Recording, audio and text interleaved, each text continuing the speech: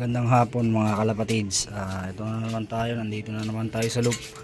Papakainin lang natin yung mga warrior natin.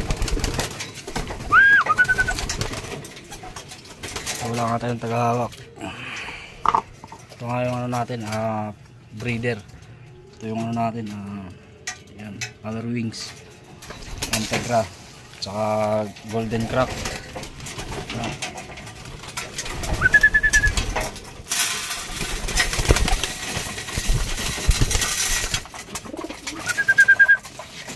Mga kalapatids, naglalakas na lang kumain.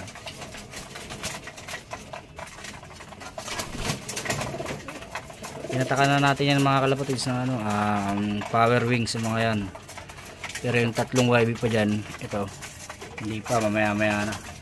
Busog pa kasi yan, kaya yan, ang laki ng butsi. Ito pa yung kapatid nya, meron pa isa, ayan, ang bluebar na yan. Mapatakan din natin yan.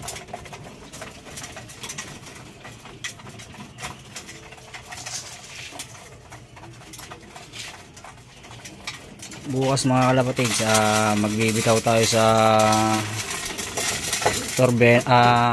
turbina terminal. Siguro mga 6 na piraso lang na warrior natin. Dito simula sa loop hanggang turbina terminal 73 km lang. Susubukan natin sila kung matibay ba. Kasi si Kak 31 at saka kapares niya, si Kak 31 km, yung kapares niya 47 km. Mga unang bitaw natin, ito susubukan natin sila 73 km. Sila Kak 31 yan, kapares niya at saka ibang YB natin dito. Ito nga, ang lalakas nila kumain ngayon mga kalapatids. Ito, silipin natin yung breeder natin. Ito nga, ayan. Itong nakabukod mga kalapatids, ano yan, NHPC Barako. Hiniwalay muna natin yung mga kalapatids, grizzle natin. Ano nga, napisa ng itlog nyan, pinayaya lang natin, pero masamang balita kasi may nangyari sa ano niya, sisiw. Ito nga mga kalapatids, naging sakang yung ano niya, yung paa. Ayan, itong isa okay, ito, pero ito tumuwid yung paa niya, malas talaga. Nakailang itlog na yung grizzle natin, laging nabubugok. Ngayong nang isa, nagka problema naman, sayang naman to, unang pisa to. Yung isa ito, medyo okay ito. Ayan mga kalapatids, manang mana sa nanay, puti ang tuka. Grizzle pero parang blue bar, hindi maintindihan yung kulay nito. Parang off color na grizzle ang labas nito. Ayan nga yung mga warrior natin,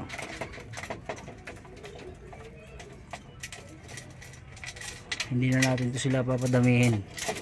Bibitaw na agad natin ito ng pangmalayuan kagad. Kasi yung patuka nga ito medyo mahal na. Hindi tayo pwede mag-alaga nito ng basta alaga lang. Kasi nga ginagamot natin.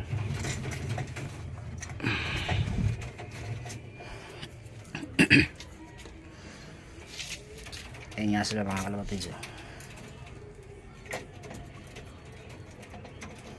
Yung mga YB natin, mga 6 yung YB natin dito, 1, 2,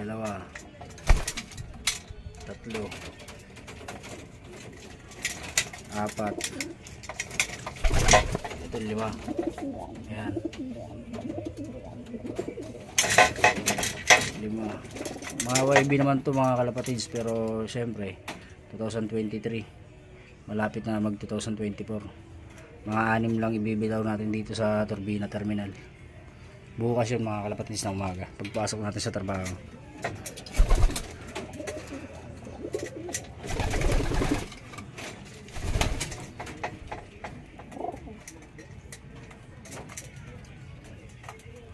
Ito nga yung off color natin na na kapatid ni Kak 31, pang 5 clutch yan. Ito yung anak ng Kak31. Ayan yung YB na yan. Kamukhang kamukha niya. Ayan. Ayan. May personal ring yan mga kalapatids. Yung dilaw na singsing. Ano yan sila rito? 5 yung ano natin, YB natin. Ito pa isa. Batcher na yan mga kalapatids. Hindi na natin pinedering yan. Pero ito ano natin to, ipipedering natin to. Ayan. Ito, yung off color ng blue bar. Ito yung kapatid niya. Ayan.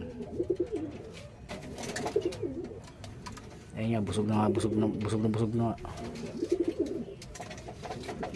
Isang linggo na lang mga kalapatids, papakawalan na natin yan.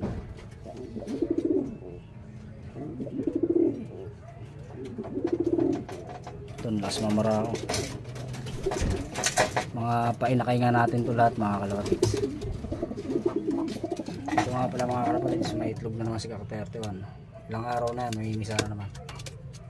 Ayan. Ito kapares niya. Ayan, yun ang kapares niya mga kalapatids.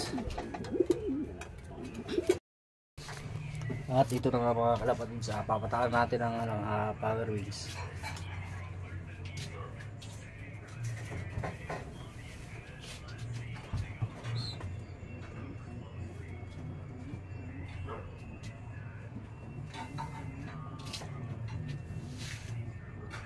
Ito nga mga kalapatids, anak din to ni Kak31. Pan second clutch to. Ito yung YB natin na may personalize personal ring ito. Papatakan lang natin dalawa.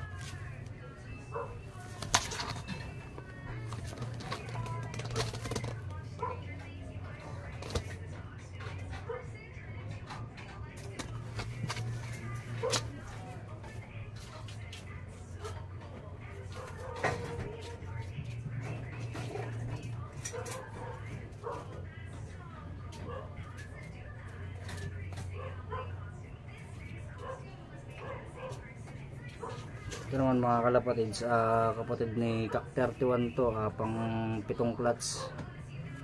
Yung nauna, pamangkin niya yun. Ayan, parang tao rin. May mga hindi sila. Parte-parting lahi. Pamangkin, pinsan, parang ganoon lang. Kasimple, parang tao lang. Color nga ito mga kalapatids kasi may puti.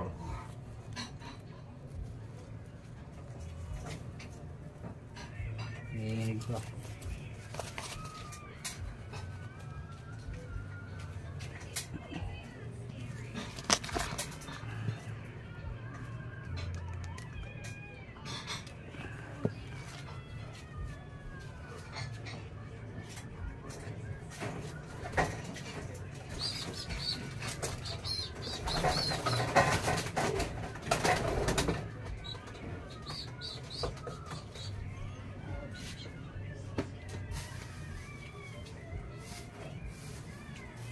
Sa mga kapatid.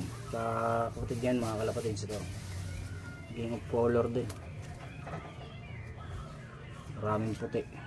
Medyo mailap nga itong isa na to. Hento mga kalapatids.